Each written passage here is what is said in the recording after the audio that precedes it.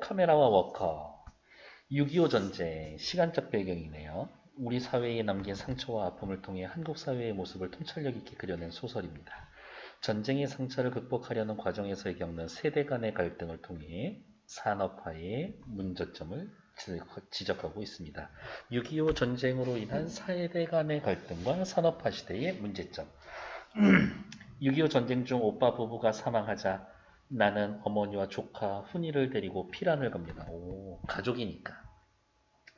진로, 진학, 취업 등과 관련하여 나와 훈이가 갈등을 겪습니다. 바로 요게 뭐예요? 세대 간 갈등이지. 세대 간 갈등. 나의 노력으로 훈이가 영동고속도로 현장에 취직되어 강원도로 떠납니다. 강원도로 찾아간 나는 훈이의 고된 생활을 보고 서울로 가자라고 하지만 훈이는 거절합니다. 또 이러한 것도 가자 안 갈 거예요? 갈등 구조지. 돌아오는 길에 나는 조카 훈이를 키워온 방식에 대해서 혼란을 느낍니다. 옆에 살펴볼게요. 인물 간의 갈등, 나와 훈이. 하지만 이 인물 간의 갈등이라고 해도 되고 뭐라고? 세대 간의 갈등이다 라고 해도 되죠. 훈이가 이 땅에서 잘 되고 잘 살기를 바란다. 근데 도대체 잘 되고 잘 사는 건 뭘까? 직접 겪은 더럽고 잔인한 전쟁에 대한 통쾌한 복수를 하고 싶어해. 깊숙한 상처의 치유를 확인하지. 그래서 문과 대신 이과를 선택하게 했고 해외 취업에 반대했다. 훈이 조카는 고모나 할머니가 철석같이 믿고 있는 기술, 정지, 근면이 어떠한 보상이 되어 돌아오느냐 똑똑히 확인받고 싶었는데 이렇게 산다라고 열심히 산다고 꼭 보상을 받는 건 아니다. 어쨌든 방금 줄거리 읽어보시면 알겠지만 나라는 말이 나오죠? 1인칭이지. 내가 조카 훈이와 겪었었던 갈등에 대해서 이야기하고 있으니까 어쨌든 내가 주인공이죠. 단편소설이고 현대소설이고요. 사실적이고 현실 비판적입니다. 1인칭 주인공 시점. 전쟁이 끝나고 난 70년대 산업화 시대. 주제는 언제나 중요하지. 별표. 6.25 전쟁의 상처를 극복하고자 하는 노력의 좌절. 산업화 시대의 문제점. 상징적 의미를 지닌 카메라와 워커의 대비를 통해서 현실 상황을 표현해 줍니다. 1인칭 서술자니까 내면의 심리를 구체적으로 내가 내 얘기하니까 그것만큼은 확실히 전달해 줄 수 있겠지. 전쟁으로 인한 개인의 상처와 피해의식을 선명하게 드러냅니다. 카메라와 워커의 대비라고 이야기해 놨는데 도대체 어떤 의미가 있을까? 카메라, 물질적으로 안정되고 무난한 삶을 기대하는 것들. 때 되면, 주말 되면, 휴가 되면 카메라 들고 놀러 가는 것. 워커는요, 일할 때 신는 신발, 치열한 노동 현장 속에서의 고단한 삶. 둘 다 정직하고 근면하면 잘 살 수 있다라는 기대를 좌절시킵니다. 됐고, 밑에 나와 있는 작가 읽기, 이러한 감상, 오케이. 269페이지 읽는데 2분만 드릴게요. 2분도 길다. 읽고 넘겨주시면 됩니다.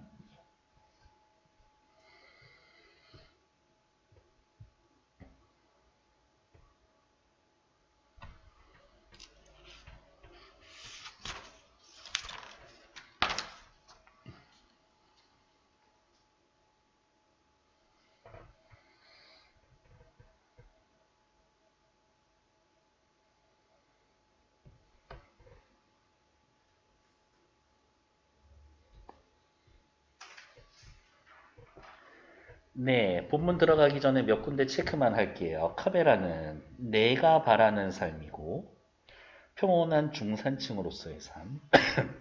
워커는 고단한 현실, 훈이의 현재 상황, 치열한 노동 현장의 삶. 훈이가 무난한 삶을 바라는 나의 기대가 좌절돼. 그렇지. 카메라보다 훈이는 따지면 워커를 선택한 거니까. 성실하게 일하면 잘 살 수 있다라는 믿음은 허상이었다. 이야기. 이 글은 세대 간의 갈등인데 그 세대 간을 대표하는 게 누구? 나와 훈이죠.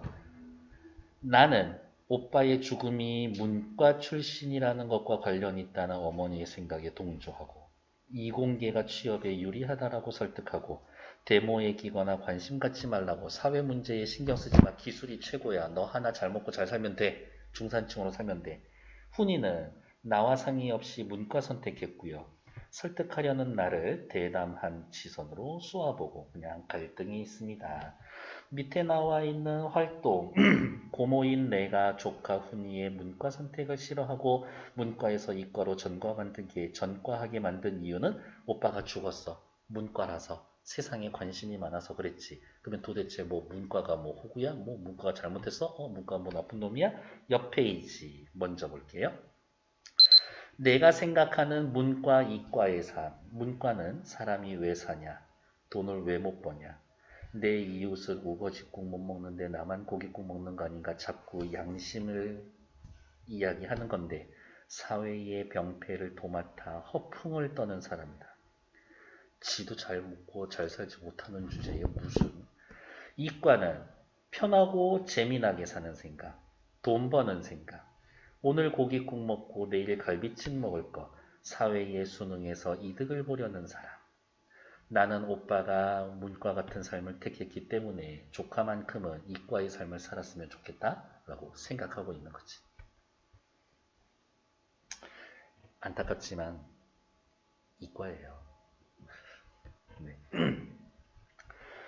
6.25 전쟁 중 오빠 부부가 사망하자 나는 조카 훈이를 데리고 남으로 피란을 갑니다. 6.25 전쟁 시간적 배경, 시대적 배경.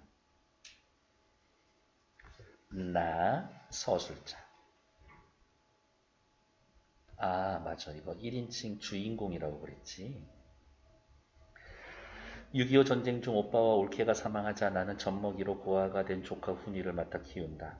자유를 찾아서라기보다는 돈만 있으면 훈이에게 줄 우유를 살 수 있는 세상을 찾아서 나는 남으로 피란을 간다. 자유는 개뿔, 돈이 중요해. 굉장히 현실적이다. 나는 조카가 기술을 배워 적당한 곳에 취직해서 안정된 삶을 살기를 바랍니다. 뜬금없이 가지게 된 생각은 아니야. 전쟁을 겪어보니 기술이 최고더라. 이런 생각했던 거지. 훈이가 고등학교 2학년이 되자 반을 문과 이과로 나누게 되었고 훈이가 나한텐 아무 상의도 없이 문과를 택한 걸 나중 알게 되었다. 갈등의 원인. 나는 우선 그런 문제를 나한테 상의 한마디 안 한 게 서운했고 어머니는 어머니대로 오빠가 전문학교에서의 문과였다라는 것만 덮어놓고 문과를 싫어했습니다. 서운했다라는 거는 나의 심리지. 오, 맞아. 이거 1인칭 주인공 시점의 특징이 나타나 있는 부분이죠. 서술자 나의 생각을 잘 드러낼 수 있다.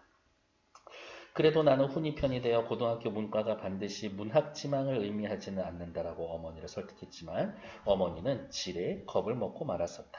왜?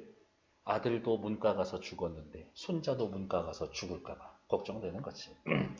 어머니는 오빠가 평생 사회에 참여해서 돈 한 푼 벌어들인 일이 없는 주제에 더 후려쳐서 이야기하면 문과 주제에 까닭없이 죽어야 하는 일에 끼어들고 말았다라는 사실이 문과 출신과 반드시 무슨 관계가 있다라고 믿었고 그리고 이러한 것을 어떻게 나도 어렴풋이 동조하고 있었다. 나는 그럴 리 없다고 어머니를 위로하면서도 속으로는 어머니 생각에 동조하고 있었다. 뭐 까닭없이 죽어야만 했었던 이유가 문과였었다라는 걸. 그래서 더 늦기 전에 이를 바로잡아 보리라 마음먹었다. 학교에 쫓아가서 담임선생님에게 애걸하다시피 문과에서 이과로 전과할 수 있도록 했다. 그리고 나서 일단 훈이를 설득하게 했다. 아, 둘이 똑같아. 훈이도 상의하지 않고 문과 선택하고 나도 상의하지 않고 전과시켜버리고. 나는 막연히 훈이를 두려워하면서도 중언부언 내 말을 했고 훈이는 언제나처럼 젊은이다운 밑줄 대담한 시선으로 나를 쏘아보았다. 사랑스러운 게 아니라 고모에 대한 반발. 이제 갈등이 본격적으로 시작될 거예요. 훈이야, 너희 담임선생님이 그러시는데 인문계보다 이공계가 더 적성에 맞대. 좀 좋아. 공대 같은 데 가면 요즘 공장이 많이 생겨서 공작 출신은 제일 잘 팔린다고 하더라. 무슨 말이에요? 공대 출신이 되면 취직이 잘 된다. 큰 기업체에 취직해서 착실하게 일해 돈 모으고 연애하고 결혼하고 살림보고 재산 늘리고 그렇게 살아야 돼. 어떠한 것들? 내가 바라는 훈이의 삶. 내가 바라는 훈이의 삶은 어떤 삶이에요? 풍요로운, 중산층의 삶이지. 문과 가서 뭐하니? 상대나 법대로 풀릴 수도 있지만 그게 그리 쉬운 일이냐? 까딱하면 문학이나 철학이나 하기가 꼭 알맞지. 글쓴이는 문학과 철학에 대해서 어떻게 해요? 부정적이에요. 왜? 먹고 살기 힘들어. 취직하기 힘들어. 사람이 어떻게 하면 편하게 사느냐, 재미나게 사느냐 생각하지 않고 편하게 사느냐, 재미나게 사느냐. 요거는 뭐예요? 이과지. 왜 사냐? 이거는 문과고. 돈을 어떻게 하면 많이 벌 수 있나? 얘는 이과고. 돈은 왜 버나? 얘는 문과지. 오늘 고깃국 먹었으면 내일은 갈비찜 먹을 거 생각하는 거. 얘가 이과지. 내 이웃은 우거지국도 못 먹는데 나만 고깃국 먹는 게 아닌가 생각하는 건 문과지. 그것은 바보짓이다. 나는 문과 사고방식을 바보짓이라고 생각한다. 이렇게 자꾸 생각이 빗나가기 시작하면 영 사람 버리고 마는 거야. 너는 어떻게 하든 이 사회에 순응해서 이익 보는 사람이 돼야지. 이 사회에 순응해서 이익 보는 사람. 이과죠. 괜히 사회의 병폐란 병폐는 도맡아 허풍을 떠는 문과. 소리를 내는 사람이 될 건 없다. 고모, 아버지가 그런 사람이었어요? 어떤 사람? 그런 사람. 얘는 꼬불꼬불 밑줄 해야지. 사회에 순응하지 않고 병폐 파헤치는 사람이었어요? 내 말에 중턱을 자르며 푸듯이 조용히 힘없이 혼잣말? 나는 당황했다. 그러고 보니까 훈이 아버지 욕한 거밖에 안 되니까. 훈이가 아버지에 대해 뭘 물어본 게 이번이 처음이라 그렇기도 했지만 내가 오빠에 대해 오랫동안 몰래 추측하고 있는 걸 훈이에게 느닷없이 들키고 만 것 같았다. 오빠에 대해 오랫동안 몰래 추측했던 건 어떤 것? 부정적인 생각. 나는 아니라고 강하게 부인하고 아까 한 소리를 간곡히 되풀이했다. 내 말에 감동했는지 귀찮았는지 어쨌든 훈이는 내가 옮겨준 이과를 잘 다녔다. 성적이 형편없이 떨어졌다. 때마침 공대가 붐을 이룰 때라 우수한 지원자가 많이 몰려 훈이는 대학 입시에 낙방을 했고 대학 떨어졌네. 재수는 막무가내나 싫다라고 삼류대학 공대 토목과에 들어갔습니다. 훈이에 대한 나의 기대와 바람이 어긋나기 시작하고 이제부터 계속 갈등이 이어질 것 같은데 훈이가 대학에 다니는 4년 동안 내내 대학 가는 어수선에서 데모, 휴교, 조기방학의 악순환의 연속이었다 라면서 민주화 투쟁하고 있었던 당대 시대를 요약적으로 제시해주지. 그리고 생각하지. 이거 주도하는 거 다 문과야. 데모가 있을 때마다 그런 일에 휩쓸릴까봐 애를 태우고 미리 다스렸다. 행여 그런데 끼지 말고 관심 갖지 마. 너는 기술자가 돼야 돼. 세상에 어떻게 되든 밥벌이 걱정은 안 해도 되는 기술자란 말이야. 기술자라는 건 밥벌이 걱정 안 해도 돼. 기술자는 명확한 해답을 얻어낼 수 있는 문제에만 관심 가지면 되는 거야. 그러면 나는 생각하죠. 이 사회의 병폐에 대한 건 어떻게? 명확한 답을 구할 수 없어. 명확한 답 구할 수 없어. 그런 일에 매달리지 마. 돈도 안 되는 일인데.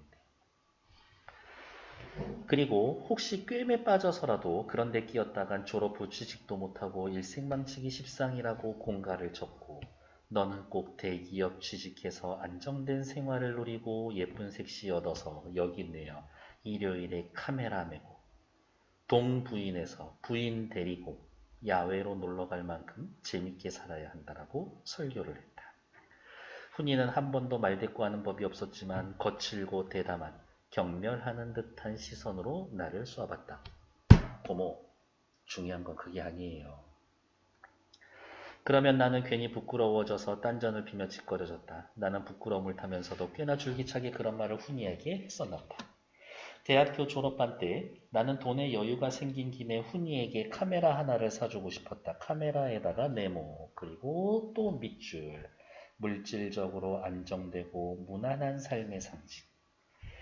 의향을 물어봤더니 고모, 난 카메라라면 지긋지긋해. 이가 갈려.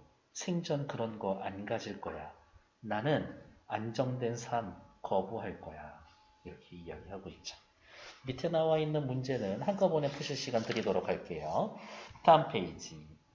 지금 이 소설의 시간적 배경이 70년대라고 이야기했었는데 엄청나게 데모 많이 한다라고 아까 슬쩍 지나갔었죠? 6, 70년대의 학생운동. 어디가 있을까? 근대 학생운동. 6, 70년대에는 독재 정권에 대한 저항 및 투쟁. 자유와 민주를 쟁취하기 위해 격렬하게 저항했지만 독재 정권은 그냥 아예 학교 문 닫아버려 학생운동을 두려워했었다. 밑에 영동고속도로면은 뭐예요? 영동, 고개, 언덕, 대관령 동쪽. 서울에서 대관령 동쪽으로 고속도로 놓는 거지. 완전 어디가 있어요? 서해안과 동해안을 횡단하는 대표적인 그냥 고속도로다. 산업화의 상징이다.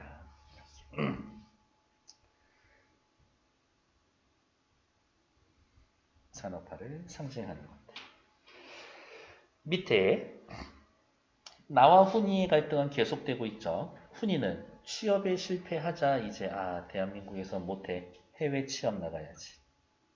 해외 취업에 반대하는 나를 비난하고 나는 어쨌든 해외 나가서 사는 걸 반대하고 이 땅에서의 잘 사는 것을 통해 전쟁의 상처를 극복하고자 합니다. 자기 오빠 보여주고 싶은 것도 있지. 내가 조카지만 잘 키웠어. 이런 걸 얘기를 하고 싶었었나 봐요.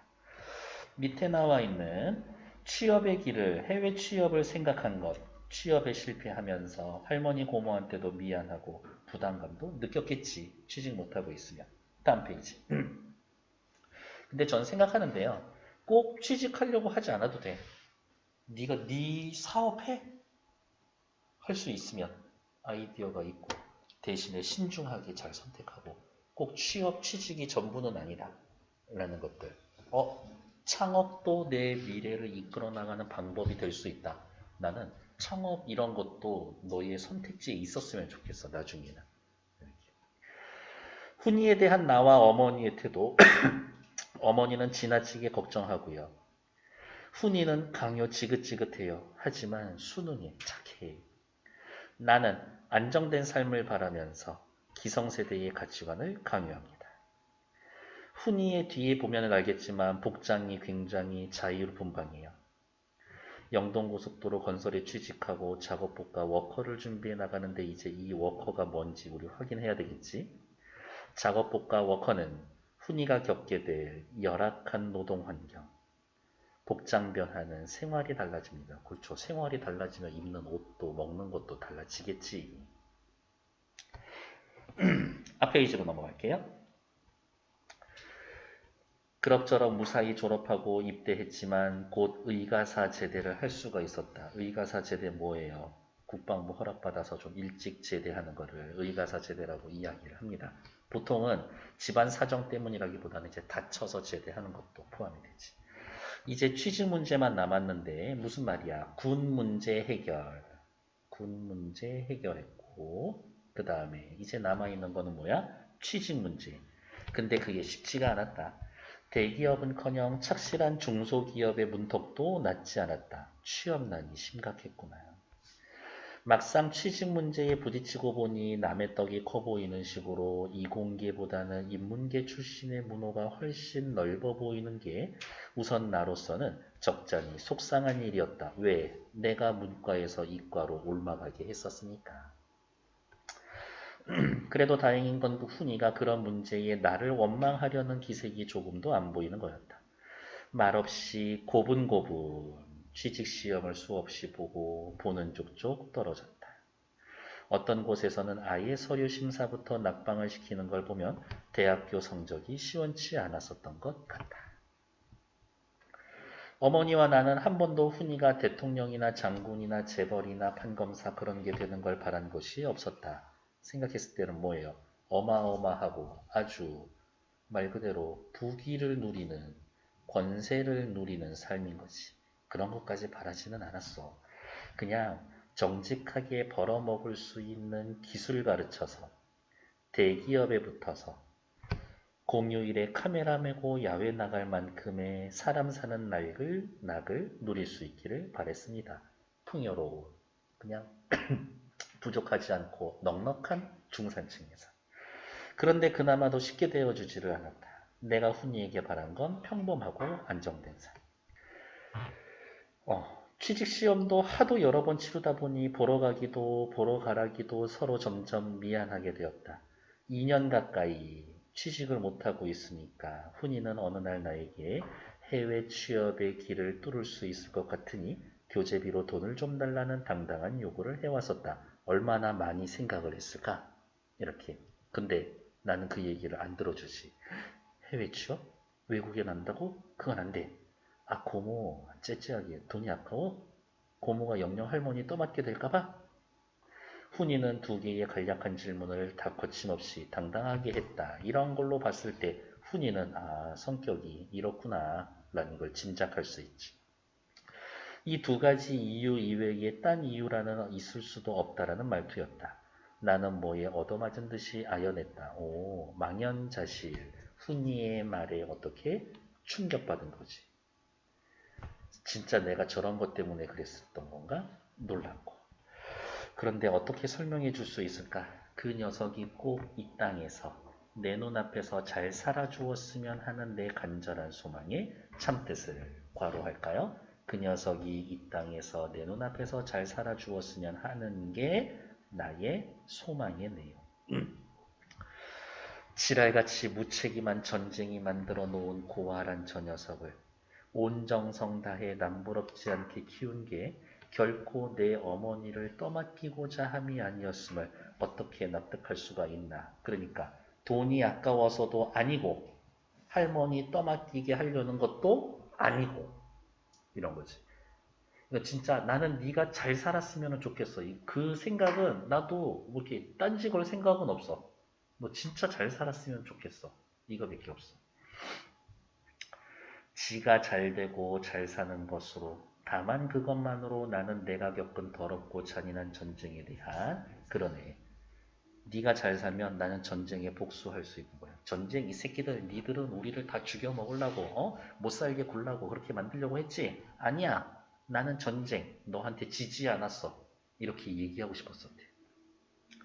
그때 받은 깊숙한 상처의 치유를 확인할 수 있다는 것을 어떻게 저 녀석에게 알릴 수 있다는 건가?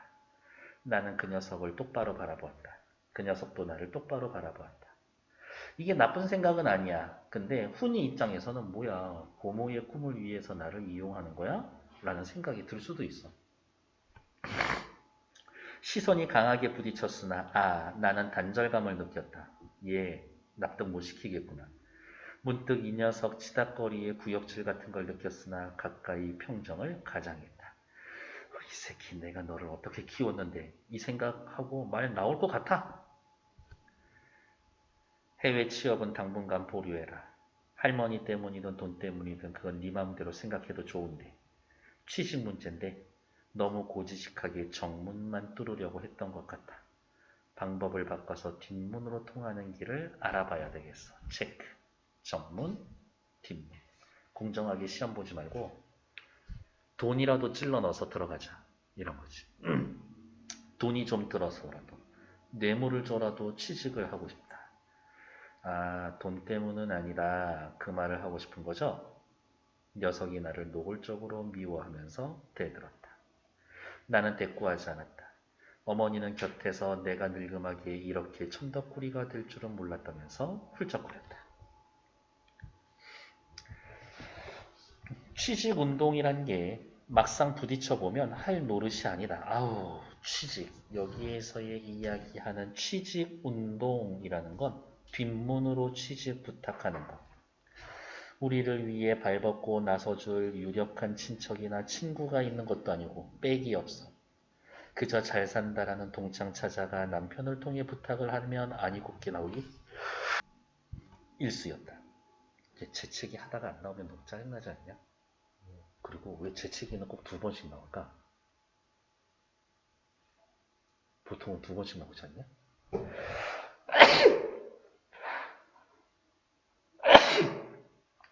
거봐. 너무 궁금한데 일단 네이버 한번 찾아봐야 되겠다. 왜 재채기는 꼭 2번 하나요?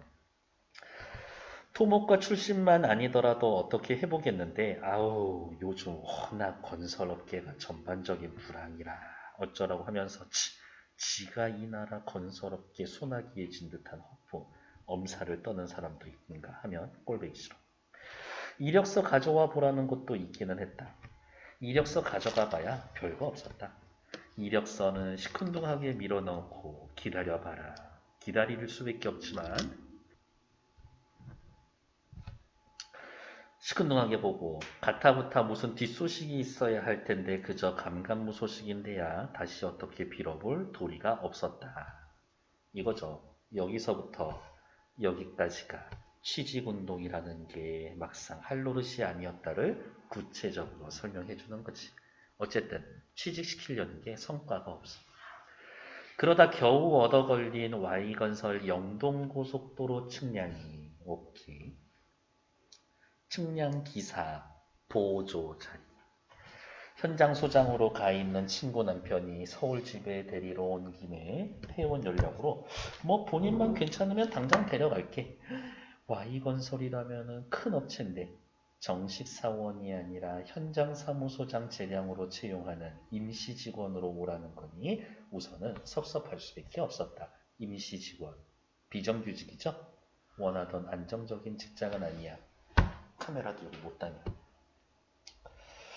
그래도 한 반년만 현장에서의 일 배우고 고생하면 본사 정식 사원으로 상신 보고해 주겠다라는 단서가 붙긴 붙었다. 어쩜 이때나 지금이나 달라지는 게 없을까? 애들 인턴 뽑아내놓고 니들 잘하면은 6개월 뒤에 정규직으로 전환해 줄게. 개뿔 나쁜 새끼들. 마다할 형편이 아니었다.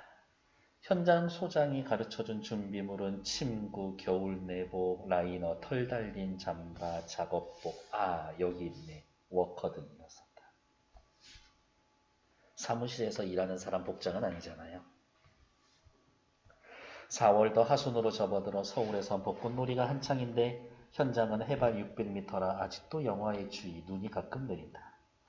어머니는 대문간에서 울면서 훈이를 보내고 나는 마장동 시외버스장까지 전속 나갔다.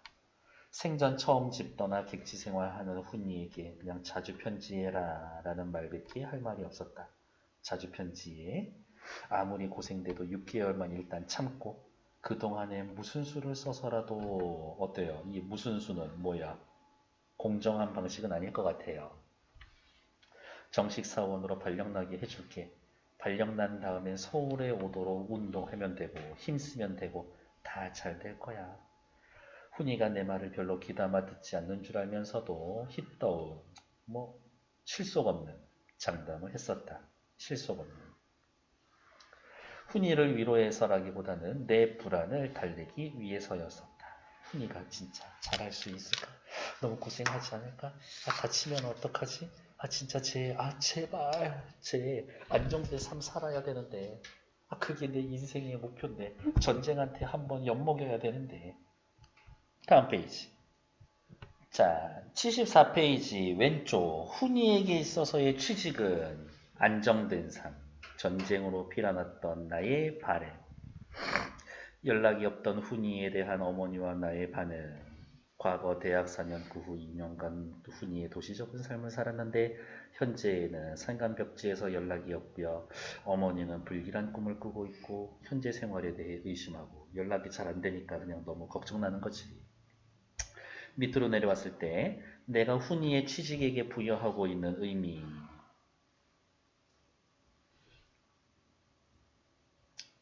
이 땅과 맺어지고 이 땅에 정붙이고 떠돌지 않고 정착해서 안정한 삶을 살기를 바라는 것이다. 오른쪽에 나타난 것들 저는 의외로 저게 중요하다고 봅니다. 왜? 문학작품은 그 당시의 시대의 사회적 배경을 반영하고 있으니까요. 작품에 반영된 사회상 이공계 선호하고 있고요. 취업난도 심각했고 비정규직 차별이 있었고. 근데 뭐 다 지금도 그런 거 아닌가? 이렇게 너무 속상하다.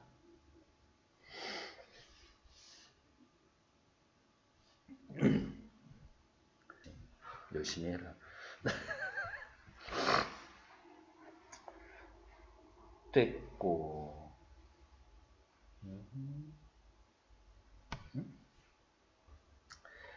짐작했던 대로 훈이한테는 안부 편지 한 장이 없었다. 사실 꼭 가고 싶었던 건 아니거든.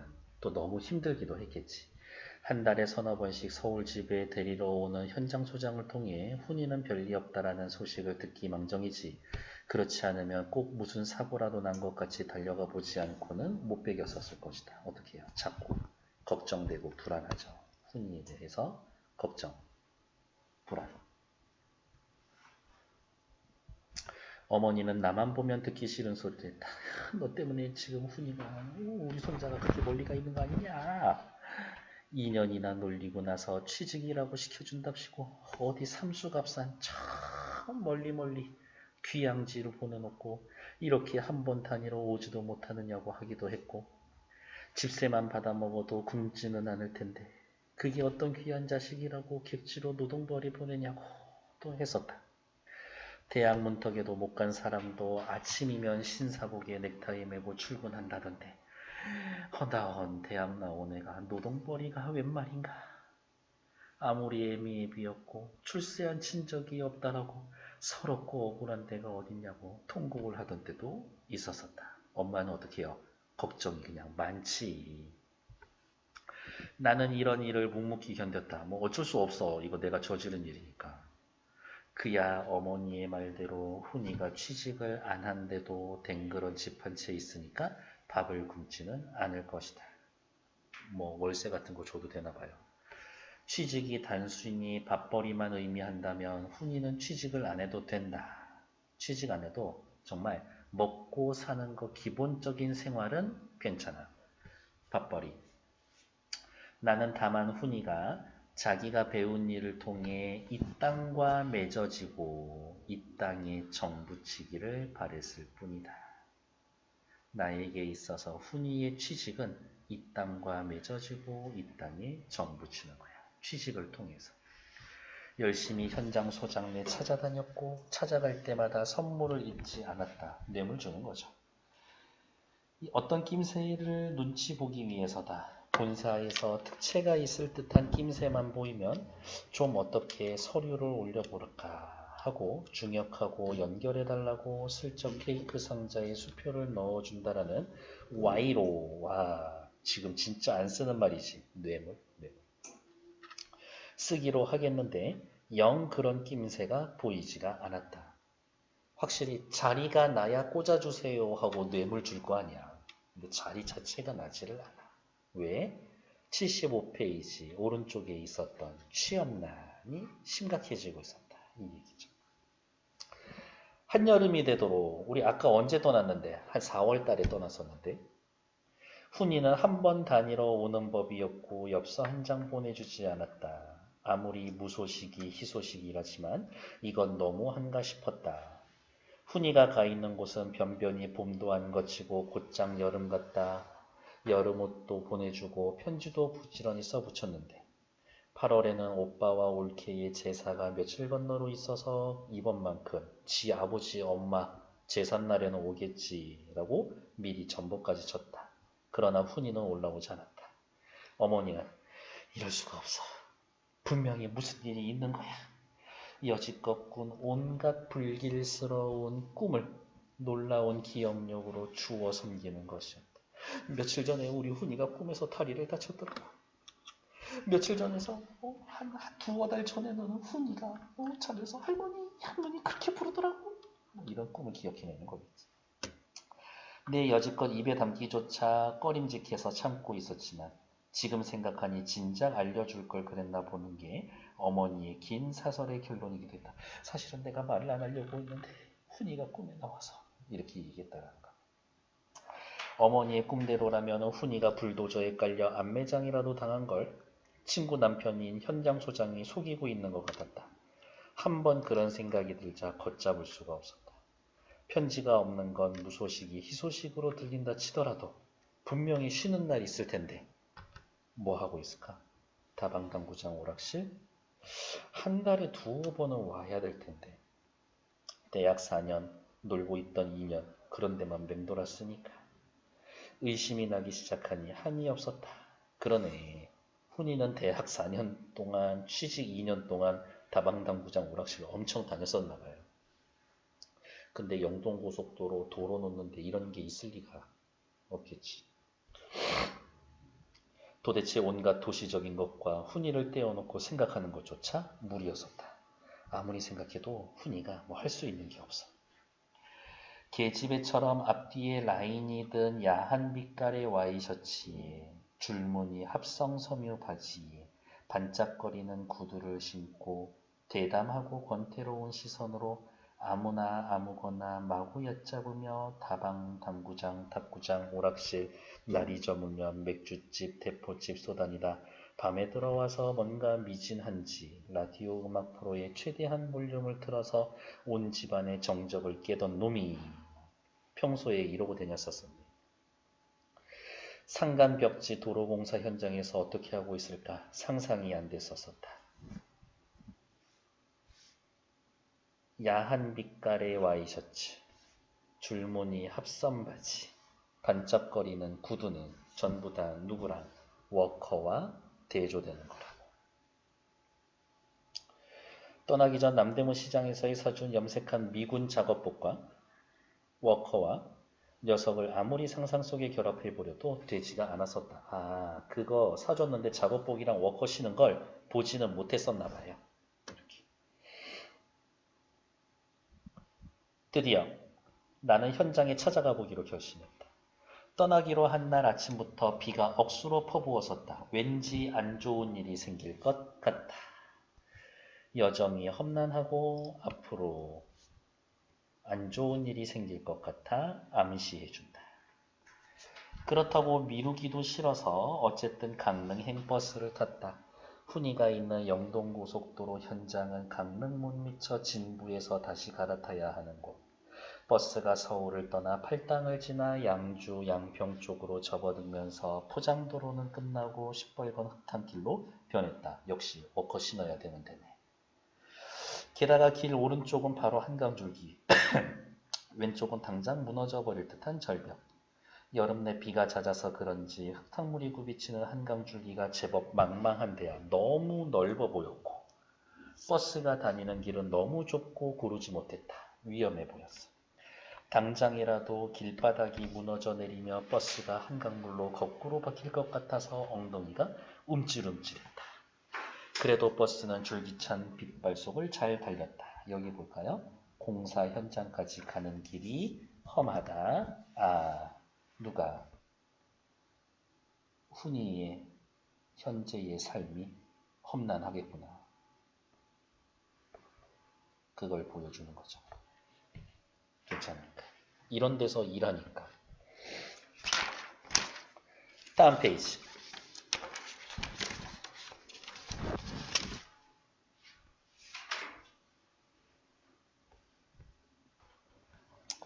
훈이에 대한 나의 태도 힘들게 왔는데 정식 직원이 되는 생각을 했고 자기보다 훈이를 생각하면서 훈이에 대해 엄청 애정이 나타나지. 배경묘사 옥수수밭 주황색 아니면 빨간색 지붕. 아, 눈이 너무 피곤해. 곳곳에 맑은 시냇물이 흘러 귀는 상쾌해. 눈은 피곤한데 귀는 상쾌해. 내가 버스를 타고 가다가 죽더라도 버스를 탄 이유가 알려줬으면 내가 너를 사랑하고 네가 좀 성공했으면 좋겠다. 취직 제대로 했으면 좋겠다. 다음 페이지 277쪽에 오른쪽 산업화 시대의 문제점 몇 년대? 70년대. 성과만 중시하며 노동자의 처우에는 관심 없이 노동력 착취하는 것. 이런 사회였었다. 지금 너무 크게 달라진 것 같지는 않습니다. 과거와는 다르게 살 빠지고 온통 흙먼지 뒤집어 쓰고 엄청 많이 먹어. 힘들구나를 알 수 있다고. 아, 얼마나 마음이 속상하고 안타까울까.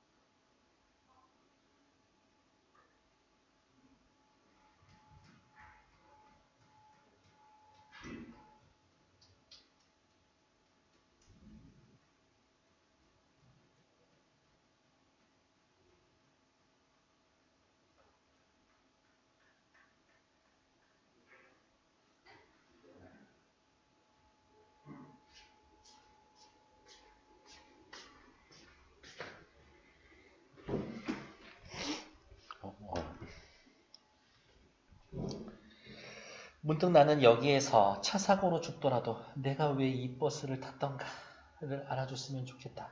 내가 이 버스를 탄 이유는 뭐예요? 훈이가 좋은데 취직했으면 좋겠다지. 고모로서의 지극한 정성이 널리 알려져 신문에 보도되고 그걸 Y 사장이 읽고 훈이를 발령내서 본사로 끌어올릴지 알기 뭔가 생각하면서도 더럽고 치사한 생각을 했다. 그만큼 그냥 훈이 사랑한다는 얘기인 거지. 나는 이 더럽고 치사한 공상을 실컷 탐닉했다. 그러니까 뭐야? 내가 죽어도 훈이만 잘 되면 좋겠다. 이건 진심인 것 같다. 그리고 나서 내가 죽은 후에 내 아이들을 생각했다. 서너 달쯤 계모가 생기겠지. 그렇지만 내 아이들은 아무리 생각해도 계모에게 들볶여 불행해질 아이들이 아니다. 도리어 계모를 교묘히 들볶고 골탕 먹여줄 거다. 와, 내 자식들 엄청 세 캐릭터가. 계모를 지능적으로 불행하게 하겠지. 나는 마치 내가 죽어서 그런 일을 구경하는 것처럼 생각만 해도 너무 고소해. 그러고 보니 내 자식을 조카인 훈이보다 덜 사랑해 키웠는지는 몰라도 그게 더 잘 키운지는 모르겠다라고 생각했다. 우와, 자기 자식보다 조카인 훈이를 어떻게 덜 사랑해 키웠는지는 몰라도 그게 더 잘 키운지는 모르겠다. 내가 훈이를 제대로 키운 건가? 라고 생각해. 버스가 강원도 지방으로 접어들자 사는 휘감은 깃발들이 많아서 헉헉 숨이 차있다. 버스가. 맑은 날이어서 훨씬 더 불안했다. 진부에 닿은 것은 서울을 떠난 지 6시간만. 아우, 엄청 간 거야. 어우, 6시간 차 타고 버스 탔다고 생각해봐. 유천리 갈 버스를 기다리는 동안 요기를 하기 위해 국밥집에 들렸다. 거기엔 Y건설 마크가 붙은 초록색 모자 쓴 남자들로 붐볐다. 공사 현장이 가까워져. 막 가슴이 두근거리고 막 그 옷 입은 사람 보면 좀 반갑고 그래. 우리 훈이도 저런 옷 입고 있겠지. 현장에 가까우리라는 예감으로 우선 반가웠고 뭔가 가슴이 두근대기도 했었다. 몇몇 사람을 붙들고 물어도 김훈이란 측량기사를 안다는 사람은 없었다. 현장 사무소에 있는 유천리까지 버스를 기다릴 것 없이 택시를 타도 500원이면 간다는 걸 알 수 있을 뿐이었다. 궁금하시면 왜 택시 타고 가쇼? 500원밖에 안 나. 진부라는 면 소재지는 거리의 끝에서 끝이 한눈에 돌아오는 조그만 고장인데 다방도 서너 군데, 중국집, 불고기집, Y건설, 초록모자, 에스토건, 빨강모자, 천지였었다. 온통 공사장 가득가득. 작은 동네인데 사람들이 득식을 하니까 또 장사는 잘 되겠지. 주위에 고속도로 공사로 활기를 띠고 호경기를 누리고 있는 장소란 걸 알 수가 있었다. 호경기를 누리고 있는 모자. 장사가 잘 되고 있다. 누구 덕분에? 공사장 인부들 덕분에. 운전수가 내려놓아준 Y건설 현장 사무소는 엉성한 가건물이었지만 여러 동이 연이어 규모가 크고 집차, 트럭, 덤프트럭, 불도저 같은 차들이 멎어 있고 초록모자 쓴 사람들은 막 활기차고 있었다. 다행히 기문을 알고 있는 사람을 단박에 만났지. 몇십 리 밖 현장에 나가 있지만 곧 돌아갈 거니까 기다려보라고. 저녁때라 트럭이 현장으로부터 초록모자 작업복 입은 사람을 가득 실어다가 너른 마당에 쏟아냈었다. 이제 퇴근할 건가 보다. 먼지를 뽀얗게 쓴 사람들이 힘들게 살고 있죠. 세수하고 곧장 식당이라 쓴 곳으로 들어갔다. 훈이도 이 상태로 오겠지. 먼지 뒤집어 쓰고. 저만치 한여름에 옥수수밭이 지푸르고 마을의 집들은 온통 주황색 아니면 빨간색 지붕. 눈이 너무 피곤해. 이러한 독한 원색의 대결에 피로감과 혐오감이 함께 느껴졌다. 시각적으로는 피로함과 혐오감이. 그러나 첩첩한 산들은 전나무가 무성하고 저 멀리 오대산 산봉우리가 웅장하고 시냇물이 흐르고 있어서 그 소리만큼은 상쾌했었다. 그러니까 이런 거겠네. 여기에 와서 피로감과 혐오감도 느끼고 상쾌함도 또 동시에 느끼고 그런 거겠지. 이제나 저제나 훈이 싫은 차가 들어오기만 기다리는데 전혀 훈이 같지 않은 젊은이가 나에게 고모하면서 훈이 같지 않은 젊은이 무슨 말이야? 훈이의 생김새, 외양이 너무 많이 변했다라는 거지. 어떻게 변했어? 살이 쪽 빠지고 흙먼지를 뒤집어 쓰고 있어서. 고생했구나 우리 조카. 훈이를 생각하자 반가움과 노여움이 뒤섞여진 격정에 목이 메었다. 망할 놈, 이렇게 잘 있으면서 어떻게 엽서 한 장이 없냐? 아무 대꾸 안 하고 게울로 가서 세수하고 꾀지지한 수건대다가 얼굴을 닦고 수건에가 쉰내가 나서 얼굴을 찡그렸다. 수건 빨 시간이나 여유가 없어. 그만큼 힘들단 얘기겠지. 뜬모를 웃음을 희미하게 웃었다. 그제야 살갗을 드러낸 얼굴은 옹기 그릇처럼 암갈색 광택이 났고 얼굴 다 탔네. 드러난 이빨만 징그럽게 선명하게 하얘졌다. 어디 가자. 주임한테 얘기하고. 아직 퇴근 시간 안 됐니? 7시가 넘었는데 밤일이 있어. 밤에도 작업이 계속되는 열악한 노동 환경. 아까 읽었었던 오른쪽의 산업화 시대의 문제죠? 쥐어짜는 거야. 밤에도 측량 다녀? 측량은 밝을 때 하는 거 아니야? 밤일은 측량이 아니라 제도야. 그림 그리는 거야. 사무실로 갔다. 한참 만에 나오더니 앞장섰다. 저녁을 어디서 먹지? 하숙집에서 닭 한 마리 잡아달라면 안 될까? 알겠어. 진부까지 나가서 그냥 먹어. 진부에 특별히 음식 잘하는 집이 있어? 아니, 진부까지 나가보고 싶어서. 지금 훈이한테는 처음과 끝이 다 보이는 이런 데가. 작은 마을도 도시야. 하는 수 없이 다시 진부로 나왔다.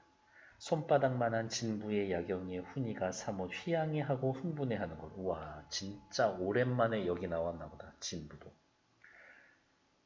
너는 이까짓 때도 자주 나와보지 못했나 보네. 낮에 보니 너희 회사 사람들 널렸던데.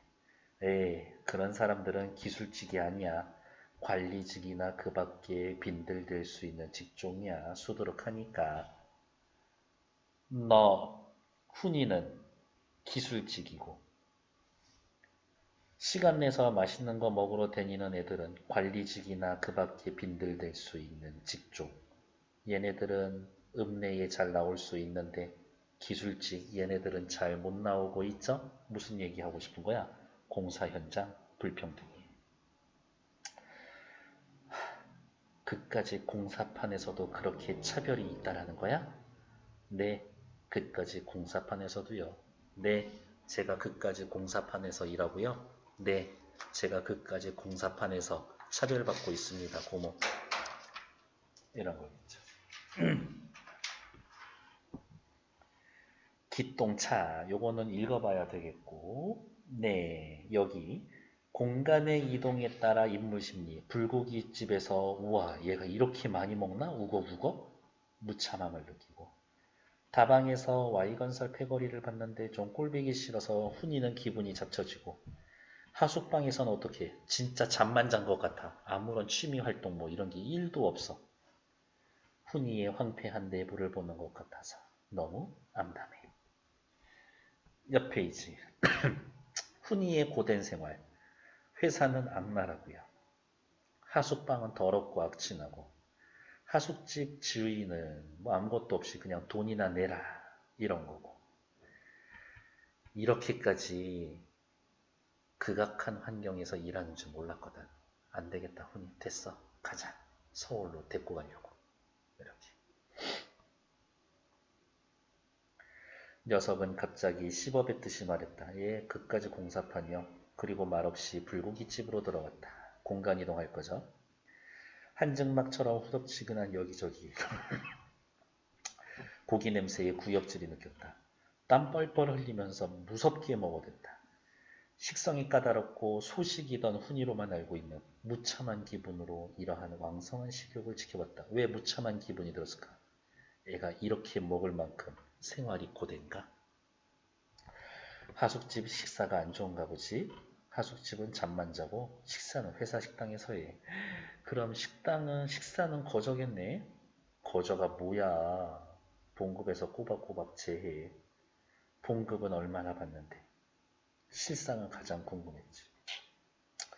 거진 한 3만원 되는데 식비 빼고 하숙비 주면은 한 몇천 원 남나? 뭐 가끔 소주 파티 빠질 수도 없고 그 재미없인 정말 못 참아내겠더라고. 집에다 돈 붙여달란 소리 안 하는 것마도 나 딴에는 큰 안간힘이라고. 엄청 빠듯해. 겨우 생활에 나가고 있어. 그래, 회사 식당 밥은 먹을만해? 기똥차지, 기똥차.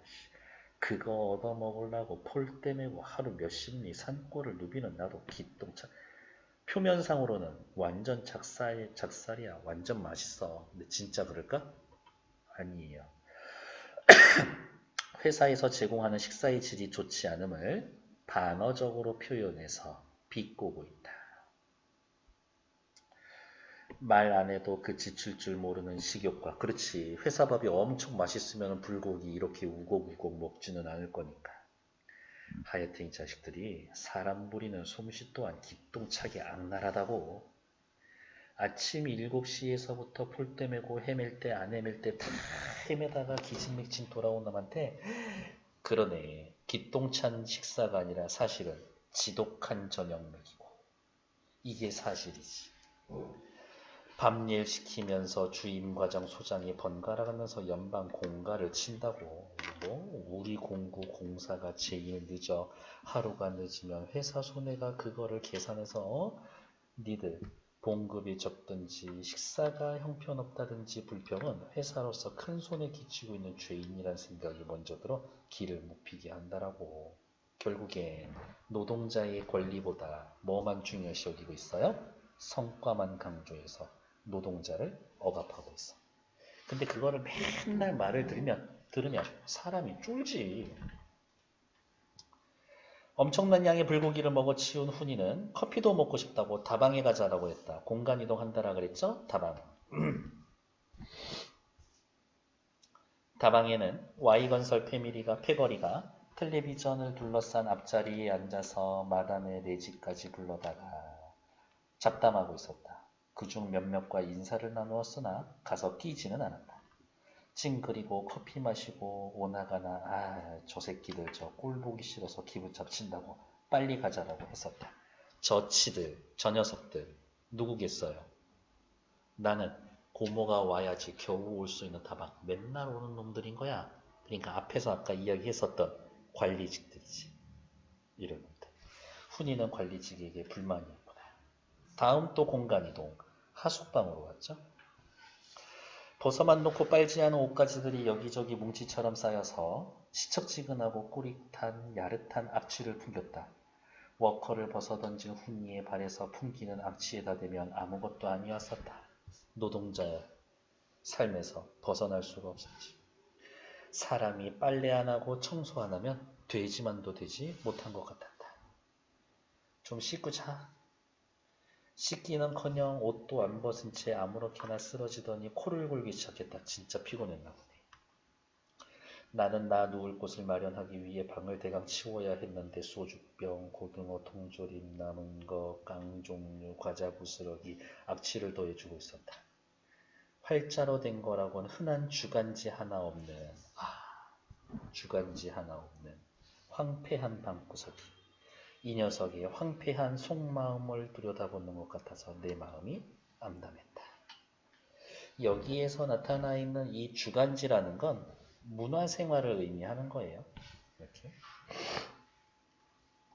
당연히 TV 같은 것도 없겠지. 더위와 악취와 이 생각 저 생각으로 한잠도 못 잔 나는 주인 여자, 하숙집 여자가 일어난 기척을 듣고 따라 일어나 그동안 신세 많았다고 자기소개도 했다. 주인 여자는 시골 여자답지 않게 냉담하고 도도하게 신세진 거 하나도 없습니다. 같은 말이라도 아다르고 어다르다라고 이건 겸사의 말이 아닌 뭐 돈 받고 하숙치는 관계니까요. 신세 주고받는 거 아닙니다를 강조하는 말투였었다. 인정머리 없기는. 응답하라 1994 보면 하숙집 아줌마가 얼마나 밥을 잘해줘. 이렇게. 나는 더 훈이가 안쓰러워 자꾸 내 마음이 약해지고 있었다. 산더미 같은 빨래를 개울로 날랐지. 비누가 없어서 자파상에 갔더니 생소한 업체의 제품인 생선비린내 나는 비누가 한 장에 100원씩이나 했었다. 겁나 비싸. 이렇게. 비누를 사가지고 와서도 빨래거리를 물에 담그지 못했다. 훈이가 나를 따라 서울로 가겠다고 할 것은 뻔하고 그렇게 되면 젖은 빨래는 곤란할 것 같아서 사실 나는 그렇게 되기를 어떻게 되기를 훈이가 나를 따라 서울로 가겠다고 하기를 바라고 있었다. 이대로 나만 떠날 수는 없었다. 어느 틈에 칫솔을 문 훈이가 내 옆에 와서 있었다. 고모 뭐 그러고 있어? 빨래가 너무 많지? 아이 그냥 대강 떼국이나 빼. 야, 이놈의 고장 고약하다. 이 그지 같은 빨래 비누가 100원이란다. 고모, 소주값 알면 더 놀랄걸? 지가 언제쪽 술꾼이라고, 어? 이 산골 인심이 어째 이 모양이냐? 관광 붐 때문일 거야. 여기가 오대산 월정사 입구거든. 아, 내가 되게 좋아하는 데인데. 오대산 이 월정사는요, 나중에 가보시면 아실 수 있지만, 갈 때마다 만족스럽고 너무 좋아. 월정사. 뒤에 이렇게 막 전나무길이 있거든. 가면 엄청 좋아. 우리가 뚫는 영동고속도로 인터체인지에도 이곳이 생기고 돈맛이 들을 대로 들어서 서울놈 돈 긁어먹으려고 눈에 핏발이 섰다니까. 그리고 이 옥수수 고장 강원도에선 여지껏 옥수수 한 자루를 못 얻어먹었다면 말 다했지. 어이구 일하시느라고 고생하네 젊은이. 이거 하나라도 그냥 먹어. 이런 사람이 하나도 없는 거야. 돈 주고 사 먹을래야 먹어보겠지만 나도 오기가 있다고 안 사 먹어. 인심 사라진 세태에 냉소적이야. 고모, 나 오늘 농땡이 부리고 말 거니까 월정사 구경시켜줄래? 주임은 뭐 고모 온 거 아니까 한번 싸바싸바 해볼게. 뭐 그냥 오늘 하루 잠깐 좀 쉬게 해. 이렇게 나랑 월정사 구경 갈래? 이런 거지. 다음 페이지. 전쟁 차이로 인한 갈등이 있어요. 나의 어머니는 안정된 삶만 강요하고 훈이는 비참함을 알지 못해서 안정적인 생활을 강요하는 나를 이해하지 못하고 도대체 그렇게 안정적인 게 뭐 중요한데 고모. 훈이가 서울로 가지 않으려는 이유 고모가 맨날 얘기했어. 성실하게 노력하면 평범하게 넘치지는 않더라도 부족하진 않게 살 수 있어.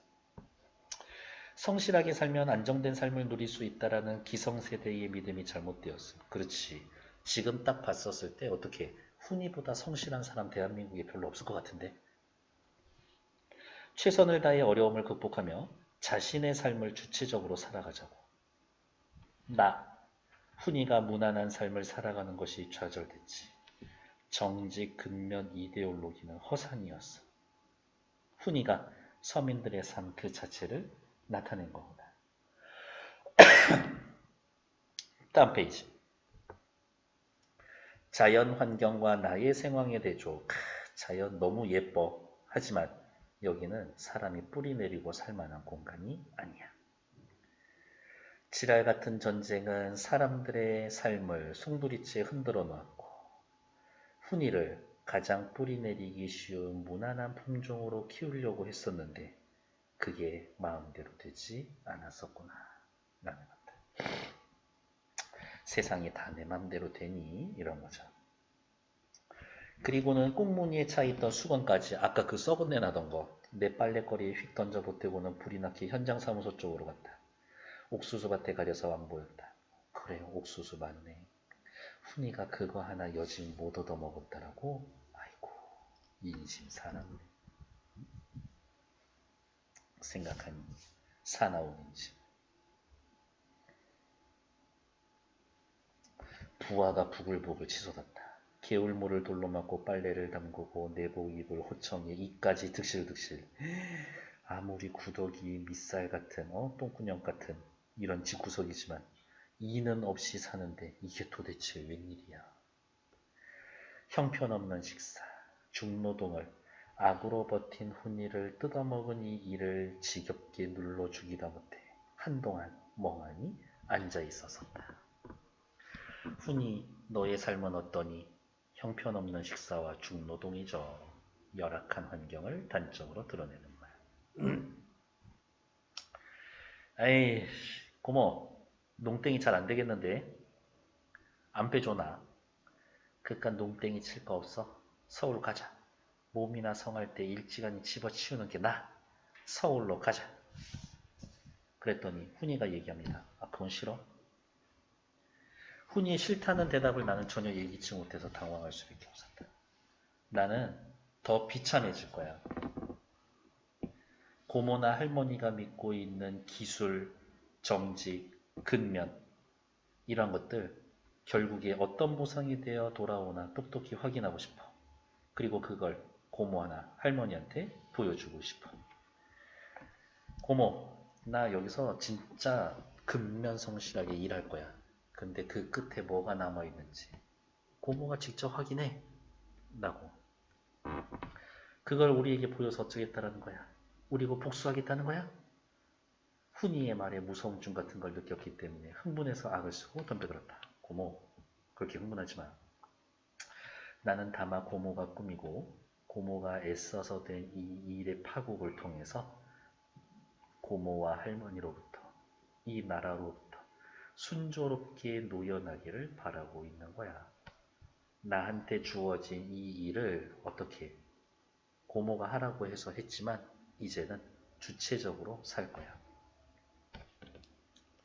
그렇지만 고모, 오해는 하지 마. 내가 파국을 재촉하고 있다고 생각하지 마. 나는 내 나름대로 이곳에서의 최선을 다하고 있어. 그러고 있으면 누가 알아? 고모 계획대로 잘 풀리지. 나도 조금은 그걸 원하고 있어. 파국만 원하고 있는 게 아니야. 파국의 내용은 뭐겠어요? 아무리 노력하고 근면하게 일해도 풍요롭게 살지 못하는 것. 이게 파국이지. 그래, 잘 될 수도 있을 거야. 잘 될 여지는 여지껏 충분히 있지. 나는 벼랑간 잘 될 가능성에 강한 집착을 느끼며 태도를 갑자기 바꿨다. 잘 될 가능성, 어떤 가능성? 서울에 정규직 되는 거지 뭐. 그렇지만 고모, 잘 되게 하려고 너무 급하게 하지 마. Y로 쓰고, 아까 나왔었죠. 뇌물 쓰고, 빌붙고 하느라 돈 없애고 자존심 상하지 말라고. 여기에 와 보니까 6개월만 기다리라. 임시직 신세로 3, 4년 현장 굴러다닌 친구가 수두룩해. 6개월 버티면 정규직 된다고? 그거 아니야. 임시직에게는 봉급 조금 주고 일요일도 없이 부려먹고 책임은 없고 얼마나 좋아? 회사 측으로서는 훌륭한 경영 합리화지. 라면서 산업화 시대의 부조리와 모순이지. 성과만, 회사의 성과만 중요시 여기면서 노동자들 뜯어먹는 그런 시대를 얘기하는 거죠. 훈이는 버스 정류장까지 나를 배웅했다. 진부까지 나가는 완행버스는 좀처럼 오지 않았다. 그동안 훈이에게 이야기해야 될 것과 같은 심한 압박감을 느꼈다. 내가 이 아이한테 뭐라도 얘기해줘야겠다.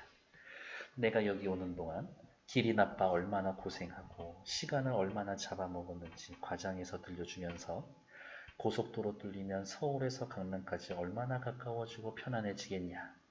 네가 국토건설 사업에 이바지하고 있다는 걸 자랑스럽게 이야기했다. 녀석이 구역질 같은 소리로 체크, 웃기네 라고 이야기를 했다.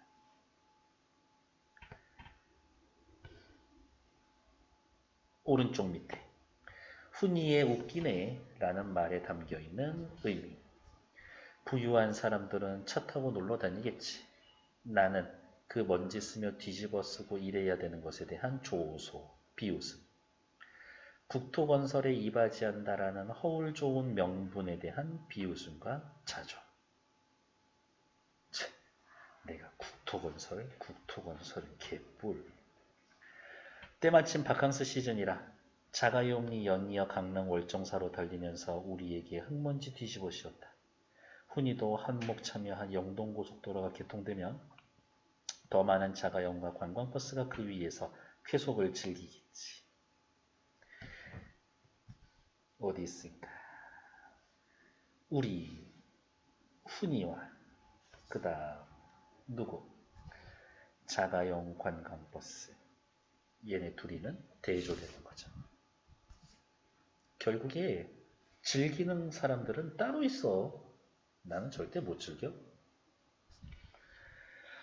훈이도 그 생각을 하면서 웃기네 했을 생각을 하고 나는 내가 말에 부끄러움을 느꼈다. 버스가 오고 나는 혼자 그것을 탔다. 훈이 안 가네. 몇 번이나 돌아가라고 손짓했지만 훈이는 시골 버스가 떠날 때까지 지루한 동안 워커에 뿌리라도 내린 듯 꼼짝 않고 서 있었다. 그게 보기 싫어 먼데 바라보았다. 논에 벼는 비단폭처럼 선연하게 푸르고 예쁘네. 옥수수 같은 비로드처럼 부드럽게 푸르고 예쁘네. 오대산의 연봉은 기상이 웅장하고 흘러내린 맑은 물은 도처에서 개울 이루고 이쁘네. 아름다운 고장이지. 하지만 이 땅 어디고 아름답지 않은 곳이 있겠는가. 그러나 이 아름다운 곳이 얼마나 뿌리 내리기 힘든 고장인가. 뿌리를 내린다라는 것은 다른 말로 뭐? 안정된 삶을 사는 거죠.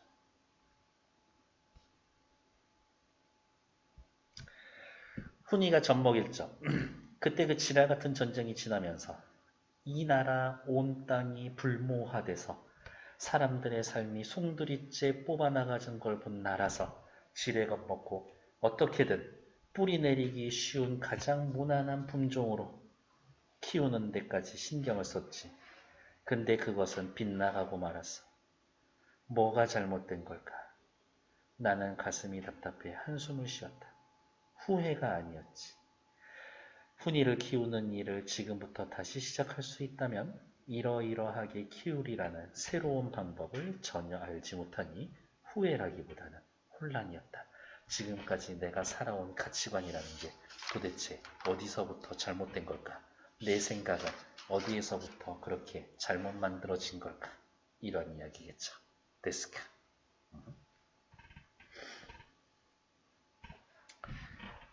카메라와 워커, 훈이에 대한 나의 기대와 실제 측면, 이과에 가서 대학에 입시에 성공하라고 했지만 낙방했고요. 삼류대학 갔고 대기업에 취직하라고 생각했지만 겨우 임시직원밖에 안 됐고 6개월만 참아라 라고 해놨지만 차별받으면서 살고 있고 어때? 온통 나의 기대와 실제 결과는 그대로 이루어지지 않더라. 훈이가 카메라와 워커를 대하는 태도, 나는 카메라를 생각합니다. 뭐라고? 경제적으로 안정된 편안하게 여가 즐기는 삶. 훈이는 기성세대가 강요하는 경제적인 삶. 그래서 싫어해. 나는 워커를 고된 노동 환경에 시달리며 무시당하면서 가난하게 고생하는 삶. 꼴보기 싫어하지만 훈이는 이 워커를 신고 일하는 생활을 견디고자 합니다. 밑에 나와 있는 제목의 상징적인 의미 별표. 카메라 메고 놀러 다닐 거라고 생각하지만 사실은 어때? 성실하고 근면해선 그게 안 돼. 기성세대가 중시하는 경제적 여유 있는 삶에 대한 믿음은 허상이야. 그거 다 젊은 세대가 감당해야 되는 거지. 되게 속상한 게 이 시절이나 지금이나 젊은이들의 삶은 그렇게 바뀌지 않은 것 같아. 이 소설에 나타난 사회 현실의 문제 여기만 체크해 놓으시면 됩니다. 이공계 선호 현상 있고 취업난 있었고 비정규직 차별하고 있었고. 다음 페이지. 이 소설에 나와 훈이가 갈등하는 세 가지 장면. 내가 어떻게 대했었을까? 문과 이과로 싸웠고요. 해외 취업하냐 안 하냐로 싸웠고 됐고 서울로 다시 가자 말자 라고 갈등 구조가 있었다. 밑에 3번. 훈이처럼 자신의 진로와 어떻게 조언해볼지 패스. 오케이. 긴 단편소설 읽느라 수고하셨고요. 앞으로 와서 문제 체크하고 틀린 것만 같이 확인하도록 할게요.